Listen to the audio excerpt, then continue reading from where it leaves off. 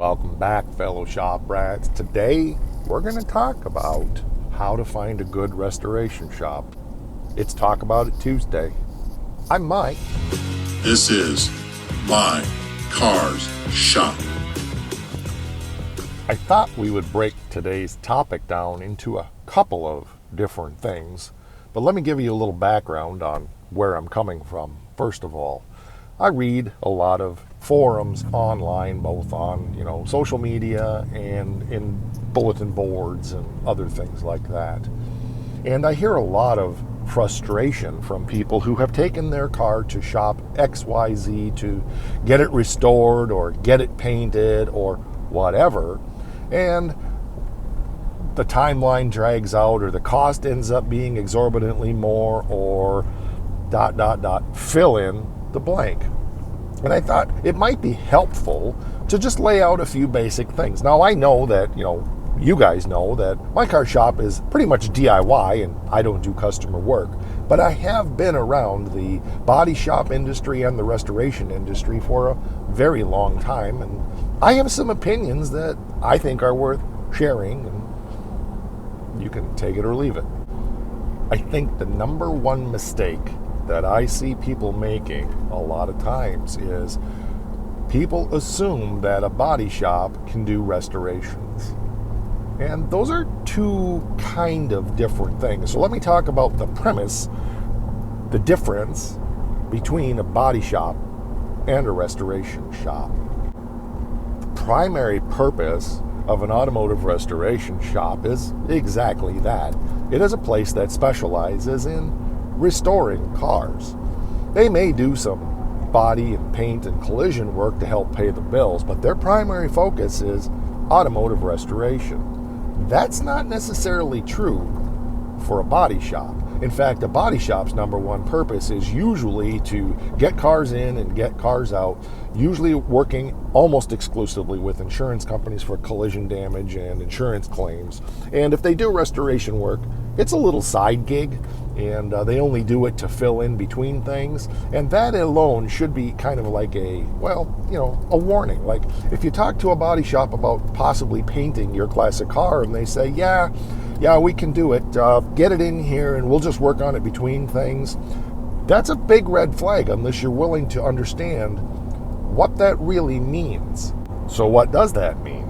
It means that if there's no car deer accidents for the next few weeks, we'll probably chip away at working on your car. But if we get 6 cars in that have hit deer and been in accidents and have some paint damage from key scratches in parking lots or door dings, those are definitely going to take priority. I mean, and that kind of makes sense because people's daily drivers, they want their cars back. And they're not going to wait 12 weeks for them to finish painting your 1970 Mustang so that they can get their 2012 BMW back and have their car to drive to work. The second thing about a body shop, and I'm not dissing body shops, I'm just trying to help you understand the difference, is they don't specialize in restoration. So think about this. They know how to get them in, get them out, put the parts on, bang out whatever it takes to get a car put back together and send it back down the road according to what the insurance company is going to pay for. Time is money. Get her done, get her out. They don't necessarily know the exact nuances and details of how to restore a car back to factory specifications. Now, I'm not about that anyway, unless it's a high-dollar car, but my point is, look at what you're wanting. If you're okay with something taking 3 years because they're going to work on it between things, and don't buy the lie that, we'll just work on it between things and it'll save you a bunch of money. It won't. But if they're going to work on it between things and you're willing to wait and, pay that money, and that's fine. But it really has a lot to do with expectations. I see so many guys bring their cars into a place, they've really not done their homework, and then they're really upset because 2 years later, their car's still not done and they've spent thousands and thousands of dollars, and they get upset and they have to go to the body shop with their trailer and load everything up and take it home and find someplace else to take it, or try to figure out how to do it themselves, or, not to be like really a jerk about it, but a lot of people have kind of set themselves up for that frustration. No matter where you're taking your car, always ask for an itemized list of what you're paying for. A lot of times you're paying up front a deposit that's going to include a bunch of parts and things like that. My suggestion is to work out a deal with the place that's doing it, whether it's a restoration shop or a body shop, and say, okay, I am willing to pay for all the paint and materials up front, and I'll pay your labor when the job is done. For one thing, that's going to light a fire under their butt because they're really not making money on it until the job is done. If you bring it in and they say, we require a $20,000 deposit to do this car, they're going to take your $20,000 and push that car to the back and not get to it because they have really no reason to get it done in any kind of hurry at all because there's no carrot at the end. There's no incentive to get it done. So when you're making your deposit or you're paying as you go, always ask for an itemized list. Exactly what am I paying for right now? Well, you're paying for the labor for us. Nope, I'm not paying for the labor. I'm willing to pay for the parts, and I know that you've got a markup on the parts, and you're making money on those parts, so you're not starving to death here. Your carrot at the end is you get the extra $8,000 for all your labor when this car is done. If they're not willing to work with you like that, find somebody else. Another key item to me is do your homework and find out who else has had work done there. Well, you know, my wife's second cousin's nephew owns a little body shop over there, and he can do the car for me pretty cheap. So we'll get her done that way, and, we'll go from there. Turns out that your wife's second cousin's nephew has never restored a car in his life. And, well, you can see where that's going.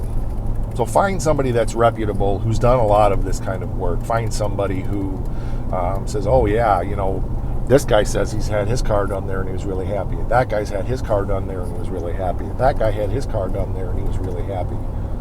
That's the best thing, right? Have good references.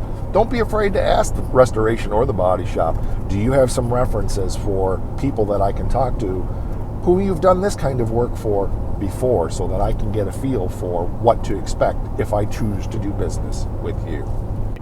Another thing is to recognize that not every restoration shop is going to be an expert in restoring the car that you have. So look at the context. There are some restoration shops that specialize in general restoration. In other words, they're not there to build numbers matching original air in the spare kind of cars, but they can give you a really good restoration on a common car that's going to be, not a numbers point by point win, but a really good representation of what that 69 Camaro would have been like back in the day, and maybe even better if you're doing it like a show car. The more specialized a restoration shop is, like for example, we restore cars from 1947 through 1973 of all makes and models, is going to be a much different place than we restore 1970 Plymouth AAR Cudas only. See the difference? So how narrowed is their specialty? Hopefully the 70 Cuda AAR shop really